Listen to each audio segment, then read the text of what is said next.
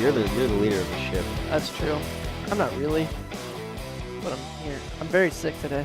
Why is that? I don't know. I think I worked all weekend. Just too many You hours. need to find some time to relax. 4 a.m. I know you came here the other night and we were talking about just working too much.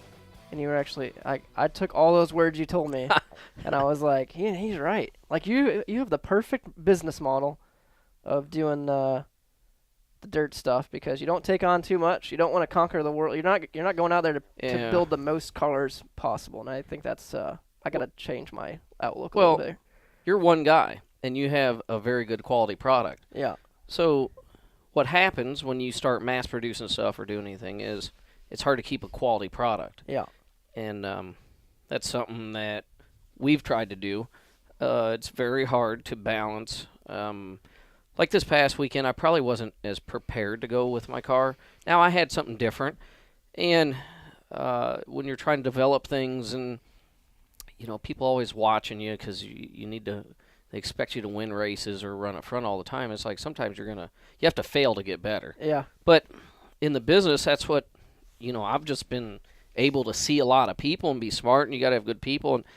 And, I think that to keep quality, you have to be careful at how much you're producing. Now, I seen a video the other day that was really cool. I don't even know what this guy was, something on social media, and he was talking about how you kind of got to let things go in a business, and so it goes back to quality and everything else, and it's hard, but we try to maintain a certain level. We got guys are in demand with our cars right now, and I just said, hey, I'm sorry, This is the time frame we got. Yeah. And you gotta have a life. That's the it. problem. So That's what I feel like I'm learning that as I go with this powder coating business I'm starting is like learning to say no is one of the most important parts. You want to do everything, but it's not worth it if you can't do quality. Any business, and we'll take the powder coating for example, because everybody thinks they can be a powder coater, and I have. I mean, because I have some seats you've done.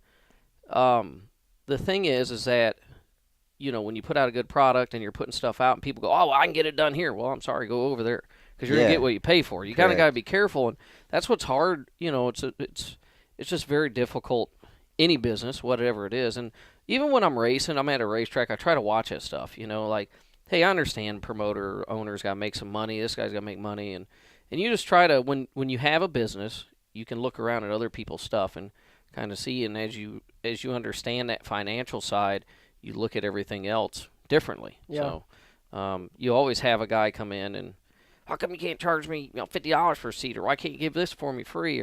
And what if I put my name on the quarter? What if I put your name on the quarter? That's the worst. There's something to it. There's owning a business, and then there's owning a business in the racing industry. Yeah, it's completely different. The funny thing in racing, so and now you're with both your businesses, you do stuff with racing, and I'm the same way, where you have somebody come up and they're like, hey, I want to put my name on a car. Okay, well, what is that doing for me? To me, I look at, it's not sponsorship, it's partnerships.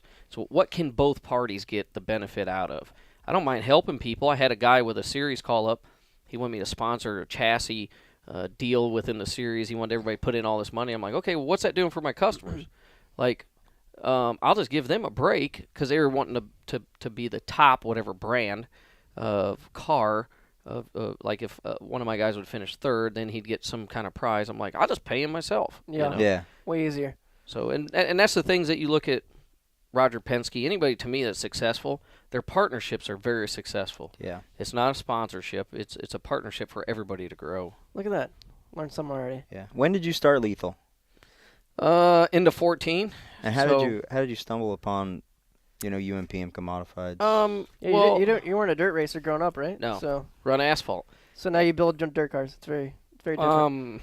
Well, what happened, I did a charity race, went to Macon, Illinois, which your building would probably fit in the infield. Probably wouldn't even fit in the infield. It's a great place.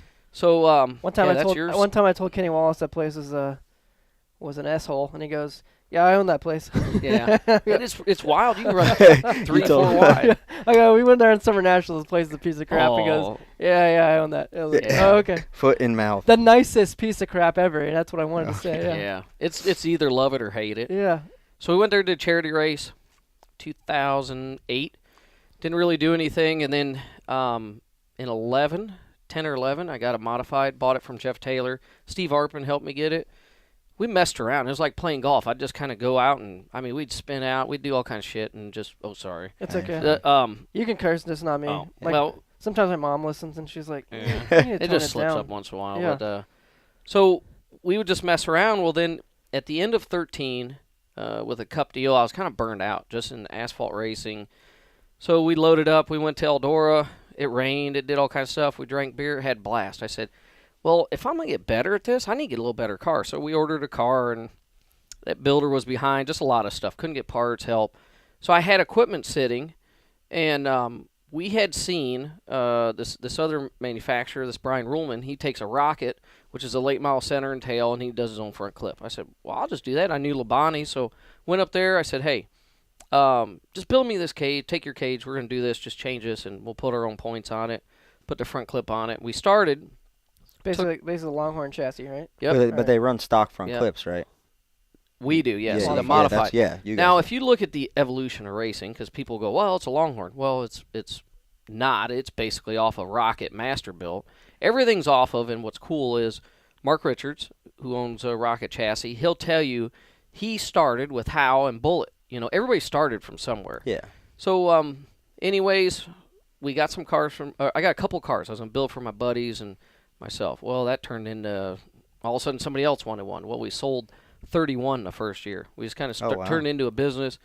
And when you look at numbers, I said it's way too much. So we changed our format of how we were building cars. But also in that time frame, what happened is Longhorn got bigger. Their quality control wasn't as good. Their management changed. There's a lot of things happened. So in that 31, like anything else, when supply is not there and we had a demand, I said, well, we'll just build the whole thing. So we just started doing the whole thing, and I feel our quality's better, the process. So there was a lot of things that changed, and it's just evolved into a business. And we spent money, and it was a fun thing that turned into a business. Yeah, same here. It's so Yeah. Yeah. Yeah, working out of a, what'd you call it, a storage unit? It's a storage unit. was. Yeah. Definitely a storage unit. But it whatever. Yeah. But it takes, you know what? You got the passion, the direction, and not being conceited, but you're one person that can do it. You know, there's a lot of other people don't have that vision. So True. That's Yeah. the other thing. Like when you're starting out, people always think when you start your own chassis company, like you're going to a computer and designing this stuff Yeah. and like yeah, making your own chassis. It's like no, everyone just kind of finds a way to Yeah. better other stuff. You know. well, and that's what we put a lot of asphalt mentality into it, and I felt like we changed a lot of things.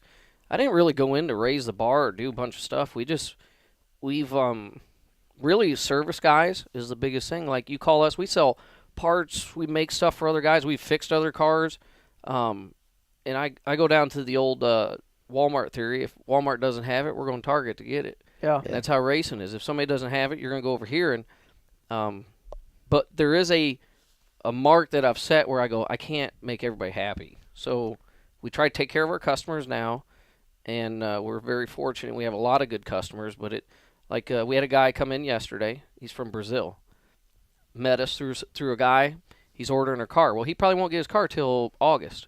And I'm like, but he's good with it because he Yeah. knows the service and the help. And I said, all right, as long as you know, we'll go from there. But it puts a good price on our used stuff too. Yeah. So. Oh yeah.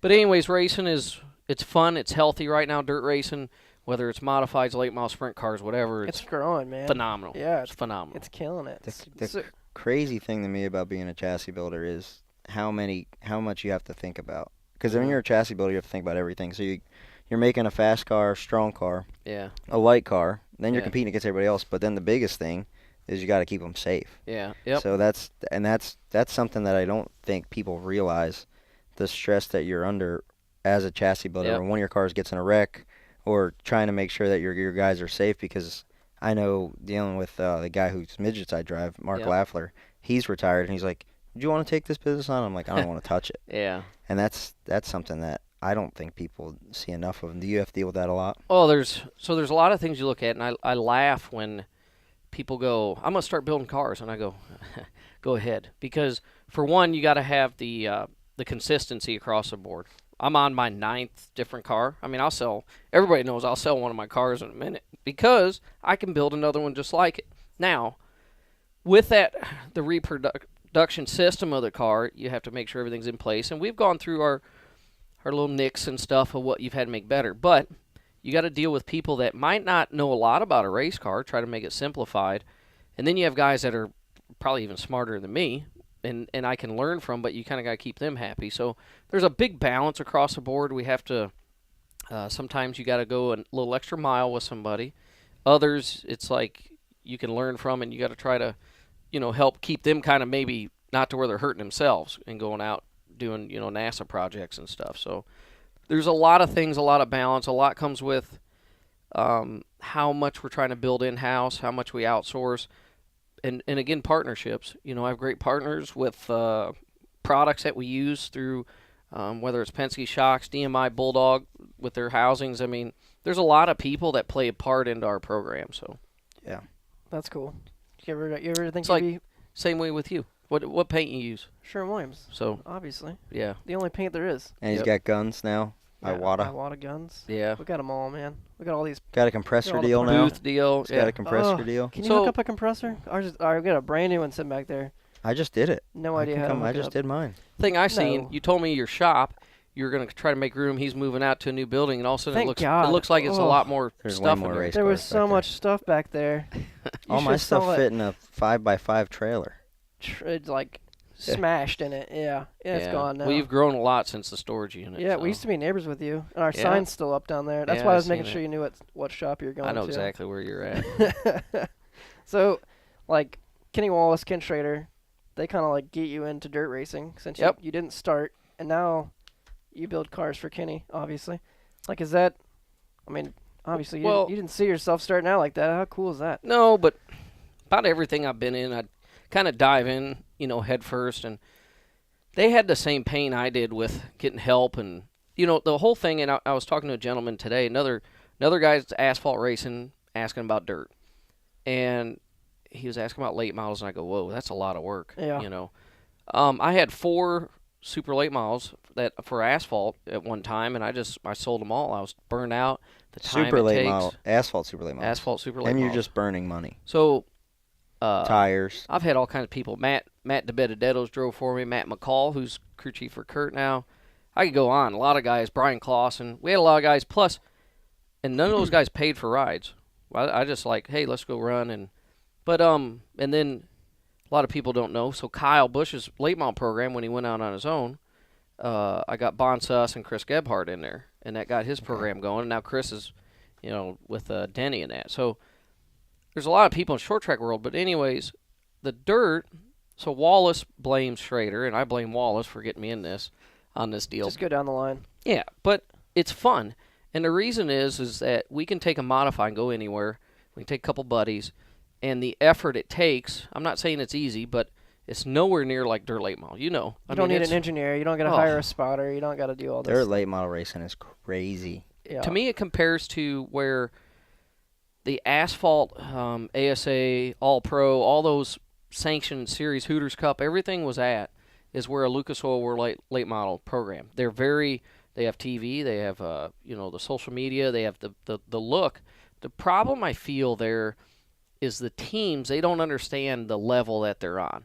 They think that they're still going their Saturday night program, and it's like, no, there's a lot of eyes watching you, and I think there's a lot of companies that could be involved more if the program was set right. Now you look at sprint car racing and the World Outlaws, you see a lot more money being involved in that. They know what's up. Yeah. But look at how the programs are and how people are acting and how they're representing. So. I always said that when I was working for a dirt team because I have a kind of a PR mindset. That's how I built this place. But I was like, man, there's so much more you could be doing. Yeah.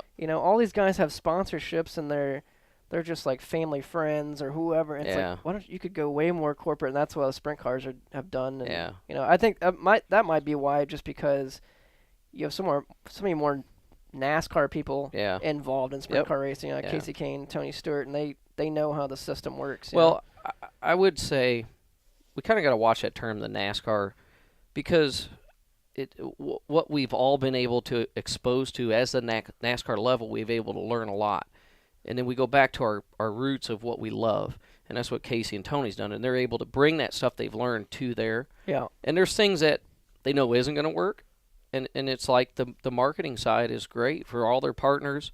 And the dirt late model stuff is just not there yet. You start to see it, but it's cool at what's going on. I mean, I enjoy watching it all the way, like your indoor races. I watch him. I mean, there's just a lot of really cool stuff going on. And I think it's funny because short track racing's thriving. I have a little concern in the dirt world because there's really not big direction of yearly plans. It's like the Chili Bowl, it's great. It's getting bigger and bigger, but it's like don't lose that freedom of going in there. You can have parties. You can kind of do stuff. There's a little like this year to me. I haven't been there in person, by the way. Just never been to the Chili Bowl? Never been there. But I watched it on TV, and it was hard. I didn't even watch featured this year. I've only been there once. So it went pretty late this year. Oh, it's just drug on. I'm like, and I think it was a lot of commercialized stuff just going on. Well, when you bring TV in, that now they're trying to prep the track to keep the dust down so you can see it on TV. Yeah. So that's the problem with some stuff is when it's cool, then it loses its authenticity. Yep. A lot of times. So that's the battles you fight because it's a badass race, so you want to get it out to as many people as you can and broadcast it worldwide. But then, when you get new levels like that, you get new devils that you have to fight. That is one thing I do like about how they promote Atlantic City and all that stuff is they could go a lot bigger with that and make it as big as the Chili Bowl, but they don't want to. They want people to physically come out and watch the racing. Well, and I talked to Lenny and Davey about that this year, and they're smart promoters. I mean, their dad did it, but you look at guys like Brett Deo up in the Northeast that does that super short track, and the difference that a promoter makes. I feel like promoters nowadays are the number one important people in racing. Yeah, because they make. I mean, you look at Cody Summers has done a great job. Cody's done a with phenomenal everything he's job. touched, and he was trying to change tires on an ARCA car less than 10 years ago. That stuff is blown up. It's cool to watch. You know what's fun for Cody is he's off the norm, and I like that because he's ruffling feathers with people in the promoting business and doing stuff. But it's like you look at that dome, and listen, Cody's not afraid to lay everything on the table and let her ride. You know, but it's great for the sport. It like this year the dome and the atmosphere. I haven't even been there. But I enjoyed watching. You haven't been there yet? Haven't been there. You going this year? No. Why not? Well, if I go, it's going to be to hang out. But people don't understand. You don't want to race it? No. I've been invited. I just don't. It's too much for that time of year building cars, and I believe that we need a shutdown time. It's like it's like your indoor stuff. You do it in the winter. All right, it's still kind of winter up north, but during summer you're kind of done. Sits there. True. So I think that we need a shutdown time, and it goes with if we haven't learned from NASCAR of the supply and demand. I mean, they overly supplied, and we with exposure, and so I mean, I think and everything they keep talking about in NASCAR is cutting the schedule down, or having the same amount of races but being done before football. I'll tell you something though that's interesting. It's a very hard balance. So I had heard, everybody's heard they're going to cut down NASCAR schedule. We're going to turn it to 26 races or whatever it is, and we're going to shut down for football season but. I'll use the World Outlaws as an example. Okay, World Outlaws, I'm like, how do you guys run 100 races? Well, you're all over the place. That schedule is brutal. Well, get this. As a racer, okay, if we're not racing and we have a week off or just say 2 weekends off, that second weekend we're like looking, hey, where can we go? On your phone. All right, I'm going to go race here. So let's just say NASCAR schedule ends end of September or middle of September or whatever, whenever football starts, 1st of September? I have no idea. Yeah, 1st September. I don't watch. They wanted the last week in October to be. So, let's just say we all get in and we're going to go rent Milwaukee Mile and we're going to put on a race, $1 million to win. We're going to do this.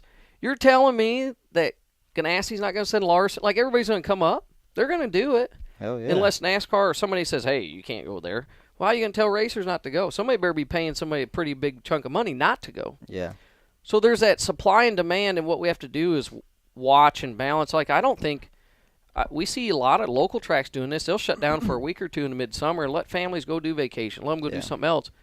And then they get hungry and want to come back. Yeah, so you're not doing it week after week after week. Like sprint car guys, if they're not running the World Outlaw Tour, like if they gave them 2 weeks off, they're going to be in Pennsylvania or Knoxville They'll or go somewhere. Yeah. I mean, we see it all the time. So it's You see with dirt late model guys. You've seen like Lanigan was there at Brownstown this weekend in Atomic. You know, Lucas Oil was off, or not Lucas Oil, but World Outlaws.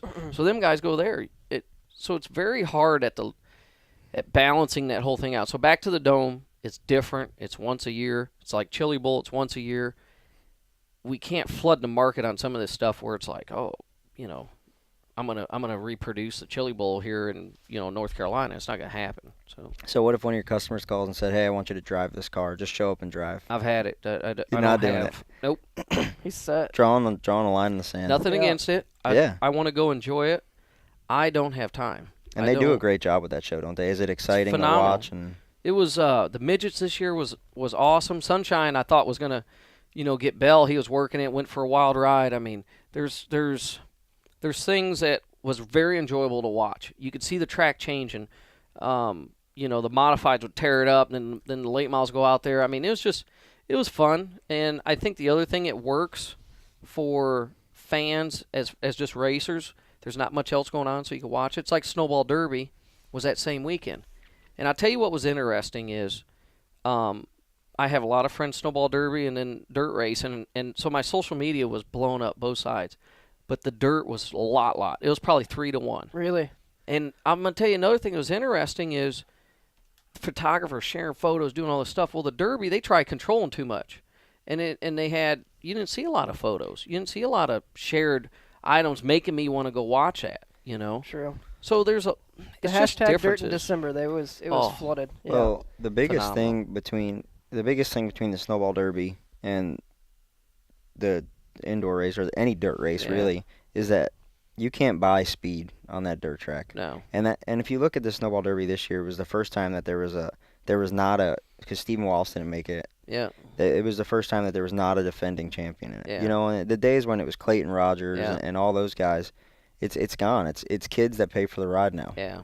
And it sucks that it's that way, and it is what it is. But you ain't finding those kids. Yeah.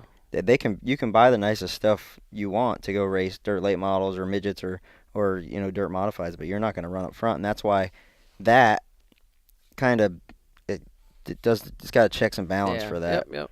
Yeah, there's a lot of things that we could go all day that's changed and doing stuff, but I always laugh. I watch these guys. Well, back in the day, we got to look at now and moving forward. Yep. You know, I mean, and we can learn from the past, but that Dome and what Cody's doing is different. I like the Chili Bowl is different. There's things that go on in the summer. You look at, Knoxville is phenomenal what they're doing there. Do you run there? Never been there either. Do they run UMP cars there? They run IMCA modifieds. Okay. I went to Batesville, Arkansas. Mark Martin put on this race for Hope. Big money to win, wasn't it? Big money to win. It was a huge event. It's really amazing to me. Batesville's not a huge town, but very big racing-wise. You got Billy Moyer. They love racing. Mark. Oh, it was crazy. Yeah, that track's cool too. It's like built into a side of a hill. And you know what's crazy is it's not far from like St. Louis and that what I call the Midwest area. Yeah. But the old topless 100s down there for late models. It's a cool race. What about that? You got any stories from up on the hill? At Batesville? Yeah. No, I didn't go party that much. I was there to race, man. Yeah, that's good to hear. I did get hit with a rock there one time. Oh. Straight, like at practice, just straight into the stomach. And I was like on top of this little concession stand. Yeah. Oh, yeah, off of turn 2. Yeah, right there. And dude, the rock just shot out and hit me, and I was like, well, I'm done. You know what's scary? And not, it's when you talk about this, Schrader told me, he says, be aware of your surroundings at these dirt tracks. So what's funny is you stand on top of this concession stand. Yeah, I don't know what it is, but it's flooded with. It's like a little 10x10, and there's like 30 people up there just hanging off the sides. You're standing above the fence. Like it's not like you're. There's not much gonna. Sketchy places. Yeah, there's a lot of that, and it's sad because of I like what World Outlaws is doing. They kind of got their driver deal, but we do need to at some of these places. They need to work on them a little bit, just little stuff, but not lose the. Like, man, what I like about dirt racing, I can ride my 4-wheeler or my little bike around, whatever. You can kind of go places, but it's surprising to me that more people don't get hurt from rocks or items. Yeah, it's sketchy too, especially when they got like chicken wire, for the back straightaway fence, and everybody's standing right up against it. It's sketchy. It's nuts. You ever been to East Alabama Speedway? East Alabama. There's more 4-wheelers in the pits there than there are race cars. Yeah, I don't think wild. We were gonna go there one time, but I heard they run late and I'm sure.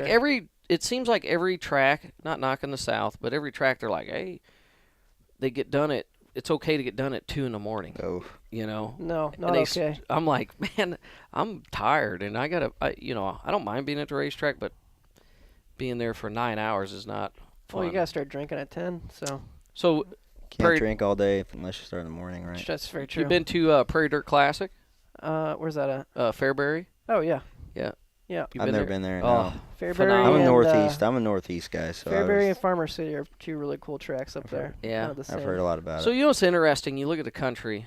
The northeast is them big block cars are phenomenal at what they. I think the Deo series is this weekend at Port. I'm gonna try to make it. I don't know if we're gonna make it or not. Dude, how lucky was I growing up? I got to go every week and watch Billy Pouch and Bridgeport. We'd go to East Windsor, Bridgeport, Flemington. Really? You know, that stuff was all right there. And then New Egypt, but it was Kenny Brightbill, Doug Hoffman. You go to Weedsport? I never went to Weedsport because that was New York, and we Yeah. had in New Jersey at that point in time. We would race 5 nights a week because I'd race on Sunday. My dad would race. We'd go to New Egypt Wednesday. Okay. You know, and then East Windsor Friday. We'd just go watch these races and then race ourselves. And so you didn't really need to travel a lot because you had all the tracks right there. Yeah, and if we were going to go anywhere, we'd go to Pennsylvania, or something. So we never really went much to New York. I did go to Weedsport one time, but I was too young. You go to Delaware? We never went much down there either. Because we did run what's the track right there? Del Mar? No, I ran there once. That place is cool. They go long straightaways and little short corners. Why am I Hagerstown, Maryland? Hagerstown, yeah. We go there and race, and that place was crazy. For some reason I think of Hagerstown like Pennsylvania. It's right there on the border. It doesn't feel like it's like Maryland. Yeah. It's like Pennsylvania right there. What's crazy, you go up. So my wife, obviously, sprint car person, and we were gonna get her, and she couldn't come in. That's why we got you. Oh, God. Probably. Yeah. Probably, and she's better looking. So. Yeah, she's more big time at MRN, so she couldn't come in to do this little podcast. So we go to the push start country, Central Park. Push start country. So I went to Lernerville last year, went over, but they're like Posse doesn't claim that western side. I'm like, that's so weird. Yeah. I mean, like Tim Schaefer's he out killing it, all this. Oh no, he's not Posse, Yeah, he's not. But before we got on air, Lucas Wolf. Yeah. Obviously Greg Hodnett passed away last year. To me, he led the Posse very, very strong. And I'm like, who's going to step up? Danny Dietrich?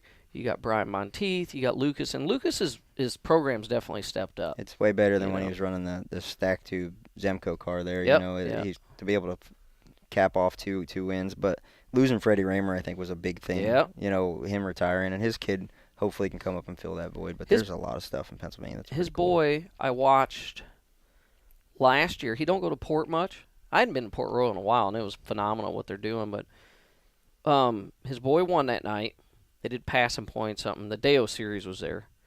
But really, really good. But I didn't realize he doesn't have a lot of experience. No. I would race against him. We would drive to Phoenixville, Pennsylvania on a Wednesday night. We'd put the quarter midget in the back of a minivan, go there, and we'd race against him. Really? Because my dad's like, that's Freddie Raymer. And I'm like, I was like 6. I'm like, who's that? He's like, he's badass. So what I was going to say is, what's crazy, you look at the map, and that Northeast is strong. I mean, New York, Pennsylvania, up through their strong dirt racing.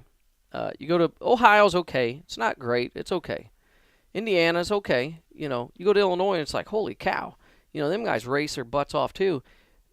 Indiana, though, what's big there is the non-wing cars. You'll see some late models, some modifies, but the non-wing cars. It's weird how that line is right there too. It's nuts. Indiana and Illinois is like fender cars, open wheel.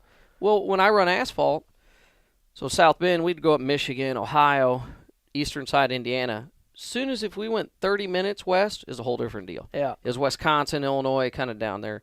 But you see the same in dirt, and it's like, I went up to State Line Speedway up in New York last year.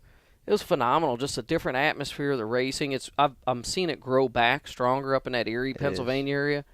But it's interesting, like, so this winter I got my dad a little Apple TV, and we're watching YouTube stuff. And the reason I asked about Weedsport, because I was watching videos from there, and it was crazy at some of these places. It's almost, it sucks because there's so many tracks, people don't know where to go. It gets back to the promoter and everything, but we see tracks kind of fall and do stuff. And like Weedsport, I tried asking Jay Dugan some of the story of it, and it's, again, I remember that track, but there's other places too, and it's sad, but sometimes you can't just have all those tracks in that area. So yeah, there's only so many cars. Yeah. One thing I remember about you, we'll get to you a little bit. One thing I remember, and I had to fact check it. You want to start talking about them now? No, because we've just been talking about racing the whole time. But it's been great. These podcasts have been so easy. We basically just shut up and let people talk. But one thing I remember, yeah, I don't know if it was 10 years ago that I saw this, and I remember seeing it, and I fact checked today, and he brought it up, is that you won, was it your first race you ran in your mom's car? Oh, yeah. It was street stock? I ended up, this is how far times have changed, because I was 15, didn't have a license. I think it was really the second or third night out I won, and then they made me wait till I turned 16. Oh, they got mad. Yeah, they got mad. They get beat by a 15-year-old. Yeah. And I'm like, well, my mom was kicking their ass, so I mean, like, what's worse, being beat by a girl? But I'd always get teased because she'd beat me, and I'm like, well, she's kicking everybody else's ass. But so did your dad race too? My dad raced too. My brother, my two nephews race now, and they do a good job. It's just different, They're like, my nephews can race online. They do all this other. I don't have time to iRace or nothing, but then they'll go work on their cars and they race, and you see different ways of generations. Like my dad, he didn't. We had an uncle. His uncle would race way back in they call them jalopy days. Didn't have harnesses, and anyways, he ended up getting killed in a car in Michigan. So my grandma didn't let my dad race for a while, and then he started up, and he didn't really know nothing, and kind of got going. And my mom started racing. I think it was the second year. My dad was racing. Anyway, so then I grew up around it, and it wasn't like I was forced into driving. I worked and done stuff, but I was like, heck, I'll give it a shot. And I really enjoy the mechanic side. I don't claim to be an engineer or nothing, but understanding how things work. So I'm a type of, let's try this, and we go out and we try it, and I'll tell you what my ass feels, So we got to go local racing, and it was fun. And I try telling kids these days, like customer of mine I was with this weekend, his son is, I think he's 18 now, but they've been with me since the beginning of Lethal. And I've seen his son change through the time. Try not to get emotional here, because a lot of people don't understand this. The time you get to race with your parents and doing stuff, and I try to explain that to them. I go, hey, you will cherish this so much later on. And it's something I cherish with my parents. To this day, I still do. and it's something that I look back on, and I really want people to understand it, because you lose track of that in the whole process. You want to win, you want to do all this stuff. So anyways, it's something pretty emotional for me, because I got to share a lot of that.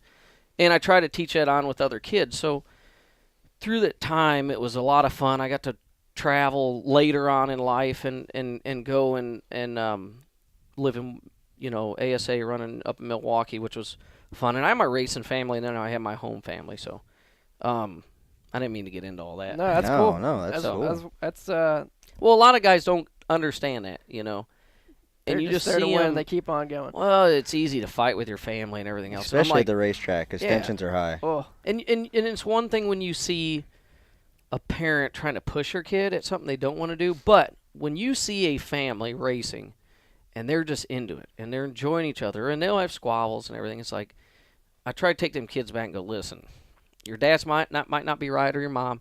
Enjoy the time, riding in the hauler, going, whatever it is, enjoy the time with them, Yeah. I tell my dad, because my dad fought addiction forever, and we got him cleaned up through indoor racing. That's one of the big reasons we do it, and we don't talk about that much, but he'll get a little crazy every now and then, like, he gets on the chip, and I just look at him, I go, dude, look, we're not getting rich doing this. Yeah. And if my buddy Jimmy Blewett that we race with, he gets real fired up with Jimmy, because Jimmy can be challenging at times. And my dad's like old school street stocker, like, just put it in the trailer. And I'm like, no, we got to measure. What are all these lasers? What is this? This is stupid. Get in it. And I'm like, okay, just take a ride. But I said, look, guys, this is a hobby. Yeah. We're paying to do this. We're not getting rich. So if we're gonna fight, we'll just be done and go to the boardwalk and play pinball. Yeah.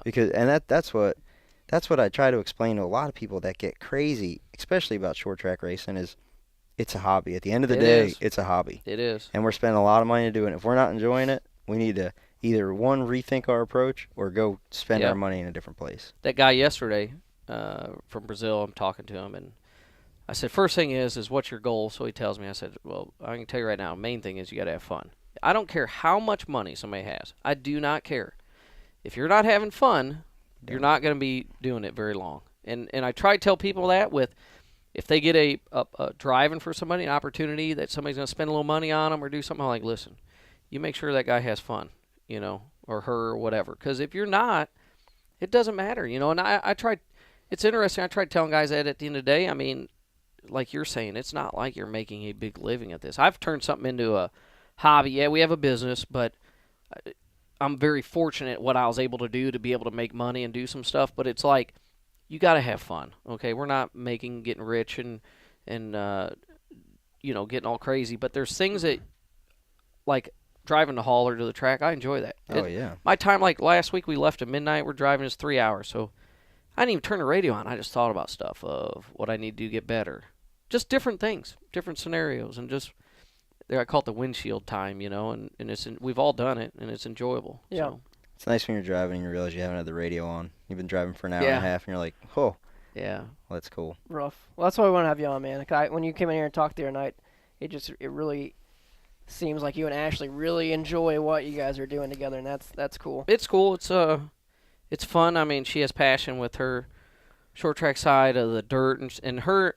I should go back. She got me into it pretty heavy, along with Wallace. With her background in sprint cars, I respect the sprint car guys. Like I was talking to Donnie Schatz this past Speed Weeks, and I'm like, I don't know how you do it, because Donnie is a very respectful racer. But I watch some of these sprint car guys, and they just think they're at Millbridge and they can right rear guys and do all this stuff. And I'm like, I'd be down there whooping that kid's ass, because I see him drive, and the respect level is changed to me in sprint car racing over time from what it used to be. Now, Donnie says go back and watch some of the 80s and stuff of World Outlaws, and you'll see the same thing. But I just watch it. So, I mean, I enjoy the sprint cars, respect them, but it's not like, to me, late models or modifieds, or I enjoy racing. Yeah. Any type. So crazy is that right here in the Mooresville area is that it's you, Strickler, and Hoffman. And if you watch a lot of these big races, it's you three running, and I don't know who's Strickler. What stuff's he drive? What chassis? He has a Longhorn that kind of does his own thing now. And then Hoffman builds all his own cars, and you build your cars. And I think that's just so crazy. Do you think that you guys push each other's levels to get better? Oh, I definitely think so. I think that what's interesting is the modified world, and Rudiman's building his cars. Rudiman stepped his program up. Is he out of here, or where's he at? He's here too. Okay, so Beak Built's here. Sherrill's Ford. Okay, wow. So when you look at the modifieds and just take the amount of modified cars in North Carolina that race, there's not that many. Like, probably 98% of our cars we send out everywhere else. But it's funny because it does make everybody push. It's like, I'm trying to think of, it was like 3 or 4 years ago, maybe not even, like every race won at Volusia during Speed Weeks, guy was from North Carolina. Yeah. And I think this area, I tell people, it's almost like going to school, but it makes you better. I mean, them guys, like, what's cool for me is watching Nick and how he's developed. He was very young, and he's matured a lot. He had that late model ride. I really like to see him, get a late model ride. Not that I enjoy racing with him. Like this weekend, he's very strong. He had that win at Fayetteville, but I think he deserves it. He's trying to make a living and going after that, and he conducts himself the right way too. He's professional. He's very professional. He handles himself well, and that's the big thing. But we all push each other. Kyle runs around the country. He'll go. I think this weekend he's going to Humboldt. So I mean, there's things that it's neat in our area. We all travel, and really at the end of the day, we don't have a home track. None of us do. Yeah. Rudiman, he'll go to Florida. I try to get him to get going some more. But what's cool for him is you talk about family. He's doing a lot with his daughter. He went over somewhere overseas, and he was telling me about, they're showing horses and stuff and eating food. But cool. It's pretty neat. There's a lot of guys that have run dirt modifieds, and the cool thing about modified, you can pretty much go anywhere. So yeah. If Cody Summers is watching this, he needs to put a track. He needs to close down the one in Ohio and put one here in Mooresville so people can race around. I don't know. That one in Ohio it's pretty. They're pretty doing a great sweet. job. You know what I always thought would be cool and Millbridge does a great job at a midweek show. As long as, to me, no matter what 10:30 is deadline, you're done. Because we all, like last night, I mean, I worked till 9 o'clock at night. I still went home. I didn't go to bed till like 11:30. Yeah. I don't mind going to bed at 11:30 during the week and getting up and going to work, but be done by 10:30. But I think a midweek show is probably the best because if you're a single parent, you can go out. You know, if you got your kid on the weekend, you don't really want to maybe go to the races. But like around here, there's so many racers. You're traveling, a lot of guys. And if you can put a really good program on, you know, like if Metrolina was around or somebody had a little dirt track, it'd be like, boom, let's go. Yep. You know, I've always said that because there's so many people at Millbridge. I'm like, why do we not have more racing on, Wednesday night before everybody flies out for the weekend? I mean, I'm looking at, and I think they've done a great job there at the facilities. A lot better than what it used to be. Oh, my God, it was brutal. I remember going there and, like, the weeds were so high you couldn't even see the backstretch. But I think the time limit's the biggest thing during a week. Yeah. You know, weekend you can always kill your Sunday or whatever. But I really feel this area could be very huge at that. It needs it. It needs something. Because a lot of guys want to go back to their grassroots. You know, we get a lot of people in from different teams, whether it's Hendrick or Gibbs or Penske or whoever. And I'll tell you what's funny real quick. Everybody's miserable at their place. They're like, man, I'm working here. I'm like, listen, we hear it all the time. But they all want to go back to their roots, whether, it's dirt, asphalt, whatever. They like short track racing. And I feel that it could be huge, if it was done right, midweek show. So, yeah, hopefully Cody would do that. Let's do it. Yeah. Open He's up got the track. enough money now. Let's go. Next, that Lethal Chassis is going. Just open your own track. I talked to the wife the other day. I said, when I'm all done, I think, like, driving and everything, I said, maybe we'll just, like, promote or go do something. I think it'd be fun. I don't want to own a track. I'll just go promote. Stremme Speedway. Yeah. Come on, man. Schrader, I always, Schrader's into different tracks, and I'm like, how's this work? All these promoters say they're broke and they're doing, but I always see every year they're upping purses or, it's funny. I-55 Speedway is pretty sweet. You ever been there? I went there and just like hung out. Not even for the races. I went to help Wallace, and he took me around the track, and I want to go for sure. Dude, it's a cool place. It's one of my favorite places. We were going to Summer Nationals this year, and a funny story, I drove to Nashville, and I'm like looking at the radar. Actually, Kevin works for me. He says, hey, look at the radar. So we looked, and like 4 nights was going to be rained out.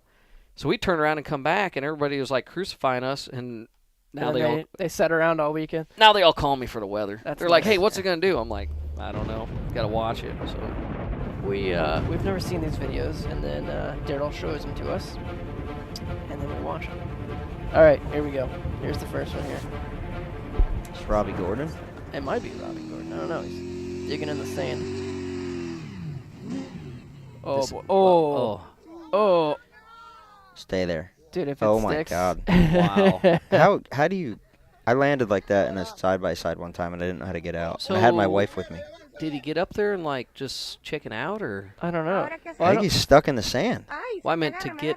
He must not have. Oh, he hit the brakes. Out. Oh, here he's gonna get up. This is awesome. The sketchy part. Because what if it falls on you? Oh nope. Oh wow. Oh wow. Oh, I just stayed. Abort. That was impressive though. Don't race in the desert. Moral of that story. I've never been to the desert to race. You do that car?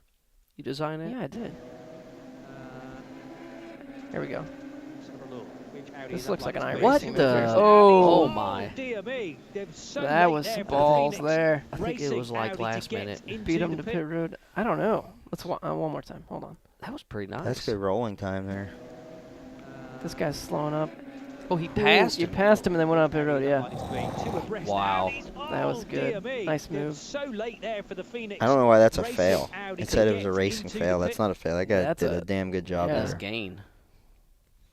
Here we go. Oh, I like the old ink car.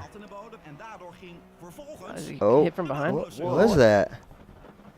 Did the fire extinguisher go off? Oh, that sucks. Oh. Yeah, you look at it just spewing out the side. Is that what it is? It looks like it. Oh, that sucks. That's bad there. So one time I was spotting for K&N at Bristol, and they're late going out, and they park on pit road. Mm-hmm. And I'm like, what the heck is going on? Because there's nothing on the radio. And like another guy runs out there, and then they push him back. And they didn't pull the pin on the fire extinguisher, so they wouldn't let him go out, the official.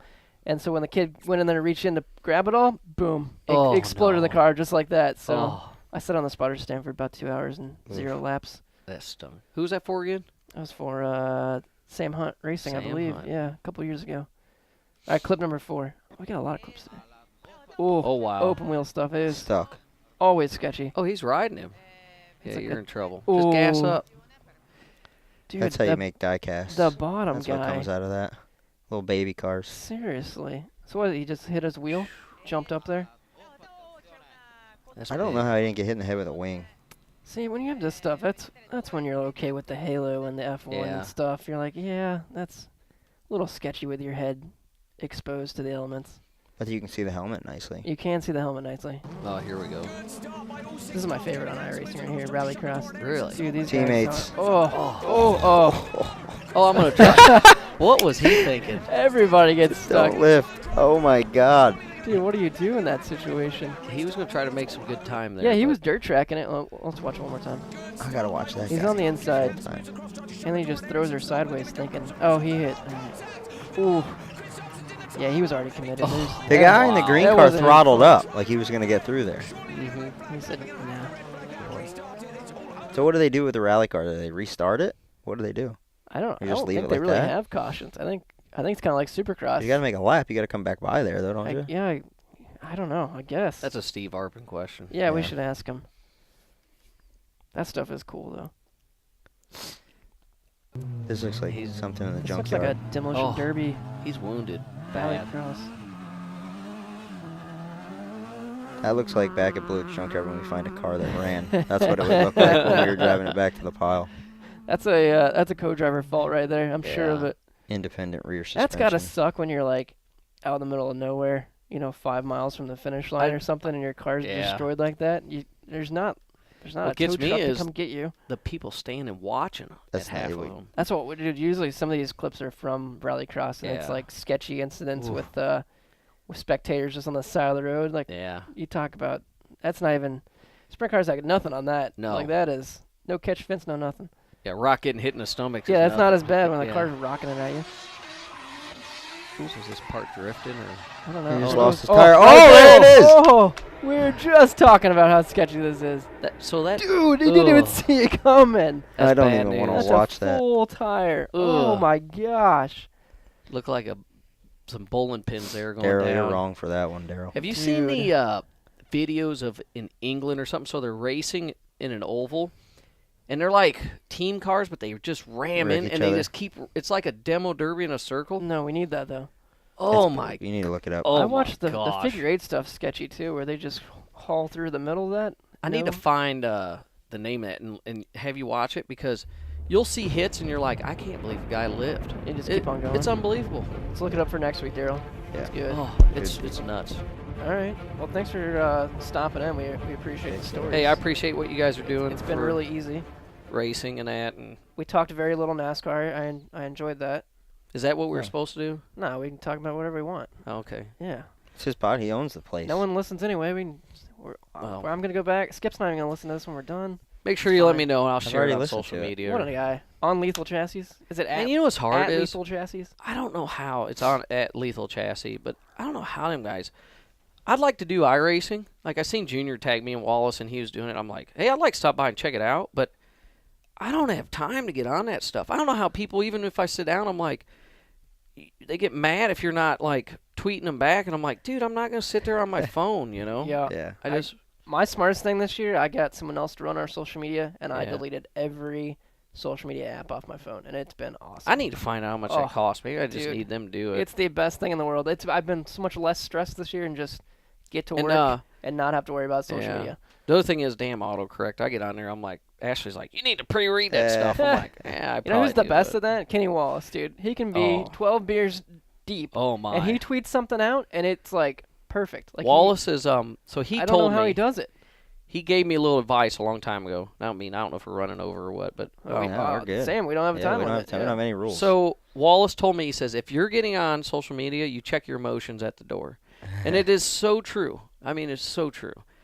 And Mark Martin's another good one. Yeah. Mark is very good at. He doesn't care what he says on there. I'm gonna tell you It's that great. guy. Mark is so different. We were in Batesville this year, me and Schrader, we were having beers, and he locked in the first night, so we're all hanging out. And Mark was so relaxed. He was so different than what he was when he was running at the NASCAR level. I think because he's so intense, Yep.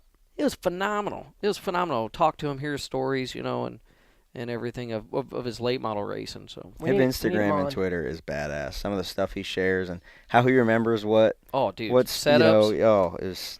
It's that generation of asphalt racing. Yeah. Was what dirt racing is now. Yeah. Just badass. Yep. Everybody doing it. Ingenuity.